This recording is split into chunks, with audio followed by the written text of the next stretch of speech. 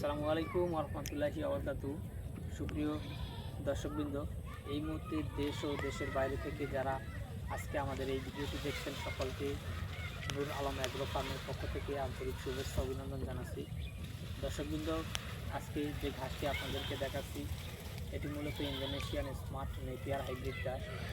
দর্শক, এই ঘাসটি মূলত আপনার গরু, ছাগল কিংবা ভেড়া, মহিষ, গারল যে কোনো গবাদি পশুর জন্য আপনি এই গাছটি চাষ করতে পারবেন এবং পাশাপাশি এটি আপনার যেহেতু এটি অন্যান্য আপনার হাইব্রিড গাছের থেকে প্রোটিনটা বেশি রয়েছে, সে কারণে আপনার এটি চাষ করলে দেখা যাবে আপনার গাভী গরুতে দুধের পরিমাণটা বৃদ্ধি পেয়ে থাকে এবং পাশাপাশি আপনি যদি 3 থেকে 4 জাতের ঘাস আপনার খামারে কিংবা আপনি যদি সাধারণ 4 থেকে 5টা গরু পালন করে থাকেন, সেক্ষেত্রে আপনিও এরকম হাইব্রিড জাতের ঘাস 3 থেকে 4 জাতের ঘাস আপনি লাগাতে পারেন।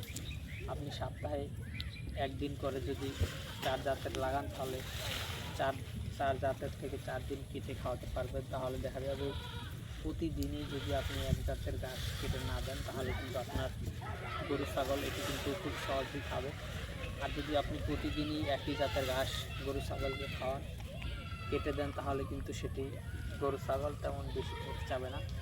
কিংবা প্রতিদিনই একই খাবার যদি মানুষকেও দেওয়া হয়, সেক্ষেত্রে মানুষও কিন্তু এই খাবার খেতে আসলে অনীহা ভাব চলে আসে কিংবা সেটা খেতে ভালো লাগে না।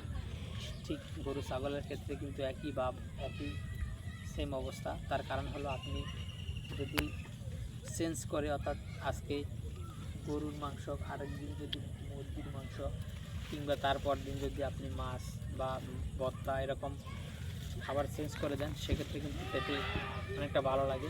আর গরুর ক্ষেত্রেও কিন্তু ঠিক একই। আপনি যদি শুধু এক ধরনের শুধু স্মার্ট নেপিয়ার ঘাসই আপনি যদি গরুর জন্য প্রতিদিন কেটে দেন, তাহলে কিন্তু গরু একটানা কয়েকদিন খেতে খেতে আর এটা কিন্তু ভালো লাগবে না। আর যদি আপনি 4 থেকে 5 জাতের ঘাস লাগান, তাহলে আপনি এক এক দিন এক এক জাতের ঘাস কেটে দিলে সেটা গরু খেতেও অনেকটা স্বাচ্ছন্দ্য বোধ করবে। তো দর্শক বন্ধুরা, আমরা একথাই বলতে চাচ্ছি যে আপনি অবশ্যই খামার করার 2 থেকে আড়াই মাস আগে ঘাস লাগাবেন এবং 4 থেকে 5 জাতের ঘাস লাগাবেন, তাহলে কিন্তু আপনি অবশ্যই খামারে লাভবান হবেন। তো দর্শক, আজকে এখানেই শেষ করছি। সকলকে অসংখ্য ধন্যবাদ।